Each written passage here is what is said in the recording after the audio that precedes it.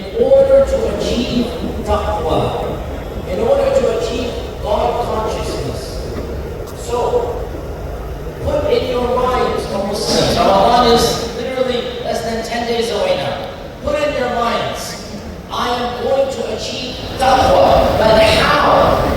How can I achieve God consciousness via Ramadan? What are the specific mechanisms of achieving taqwa in Ramadan?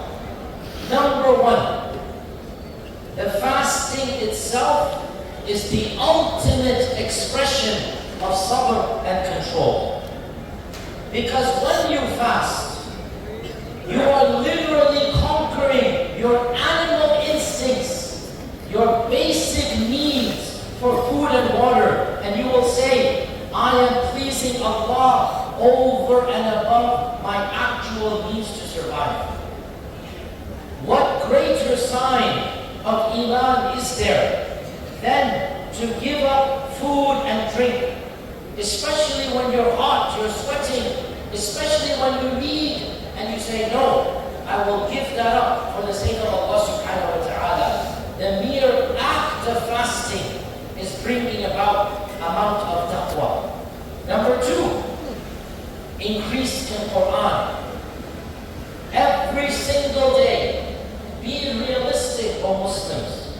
Those of you that are students, perhaps you cannot spend 2 hours reading the Quran every single day in Ramadan. Don't let shaitan come to you and say, if I cannot spend the whole juz, I'm going to give up. No, you do what you can. Reading some Quran is better than reading no Quran.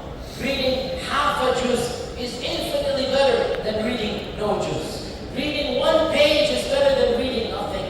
Look at your schedule and put into it daily an amount of Quran. Make your Ramadan productive by reading the Quran every single day. The month of Ramadan is the month of the Quran. Number three, be generous extra in Ramadan.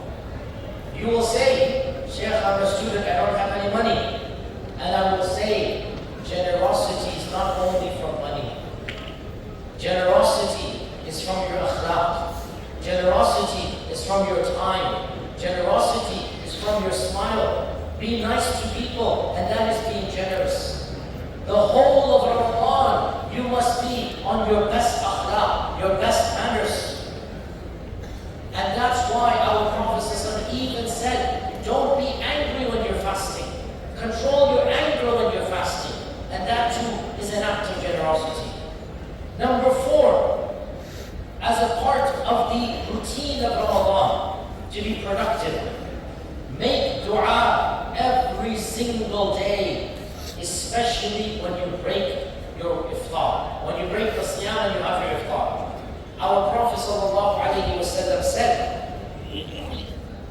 the one who is fasting, when he makes dua at the time of iftar, Allah will never refuse his dua. So every single day, right before you break your fast, and that's the most difficult time, your stomach is growling with hunger, the samosas and pakoras wafted into your ear, your tables are spread. What do you guys drink here in Pakistan? There's ruafza. You have ruafza? Yes. So ruafza, I don't like ruafza personally. It's like Robert Hassan coffee juice. I don't like this, right? But yeah, some people like ruafza. Good for you. So you have the ruafza there. If you can concentrate with the pakora in front of you, you can concentrate and say, no, just 2 minutes. Let me raise my hands before Maghrib. Because when the adhan comes, then no problem, eat mashallah. Before Maghrib, by a few minutes, raise your hands to Allah. And remember what the Prophet ﷺ said. The one who fasts, when he raises his hand before fasting, Allah will never turn his dua. So this is one of the ways to make it productive.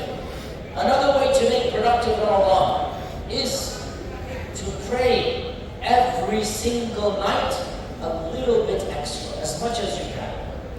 If you can pray all the Taraweeh, 20 rak'ah, or whatever it is, 20 rak'ah, pray all 20 rak'ah, no problem. If you say, Sheikh, I cannot have an exam tomorrow, I have to study whatever,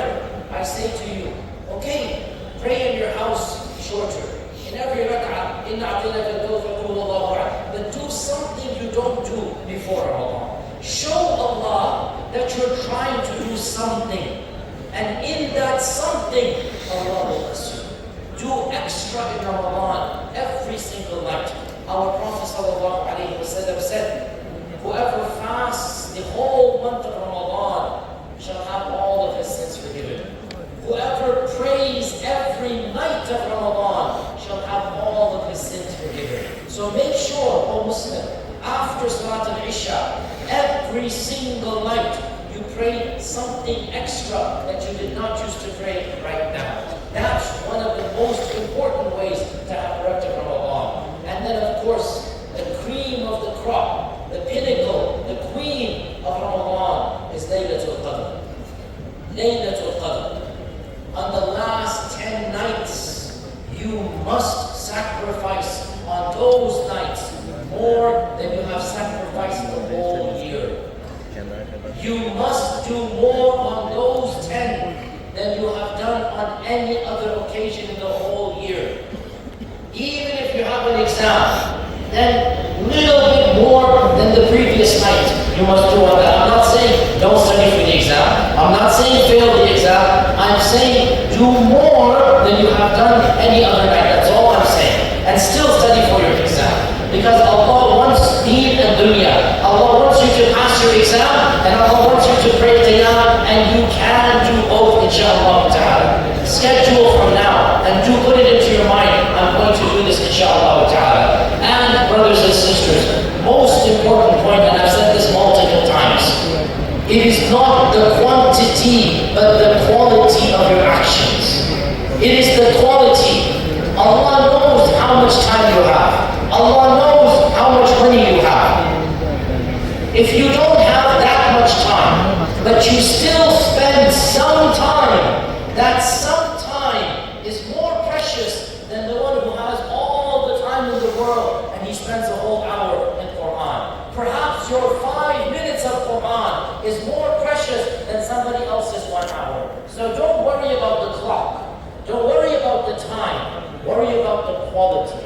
You do extra, whatever you can, and be consistent, and know that Allah subhanahu wa ta'ala will give you barakah when you show that level of consistency. And then, of course, the final point, which is, of course, always there. Make dua to Allah to bless you with the most useful Ramadan, the most productive Ramadan. Make dua to Allah subhanahu wa ta'ala that Allah uses Ramadan to forgive all of your sins and to make it your best Ramadan. And make dua that Allah gives you many more Ramadans to come, and He causes us all to return to Him in a state of Iman. O Muslims in this great university, O Muslims who are the future of this land, I am heading out tomorrow, and Allah knows when I will come back to this city of Dhaka. So I want to conclude by telling you that insha'Allah ta'ala, the future of your country is bright, and that you insha'Allah will carry the torch of this country. And that insha'Allah, we are just seeing the beginning of the change that we've already seen. I'm advising all of you to do the best that you can. Our hopes are in you. O Muslims of Bangladesh, you are inspiring the rest of us. So do not disappoint yourselves, and do not disappoint us. Rise up to the challenge. Allah has blessed you and given you an opportunity. Come together under the banner of the kalima. Show us the izzah of Islam. Reclaim your own heritage in this land. And insha'Allah ta'ala, I pray that this land and all of you become beacons of light for the ummah. Shining beacons of light that the rest of us can find inspiration from. And I want to conclude by asking all of us to join in a loud takbir. A takbir that will be heard across this country. A takbir that will be heard in perhaps a neighboring country that might not want Islam. We're going to make them hear how much we want Islam. Takbir! Allahu Akbar! You guys can do better than this. Takbir! Allahu Akbar! One more time, I want the walls to shake. Takbir! Allahu Akbar! Jazakumullahu khairan. Assalamu alaikum wa rahmatullahi wa barakatuh. Final minutes, inshallah.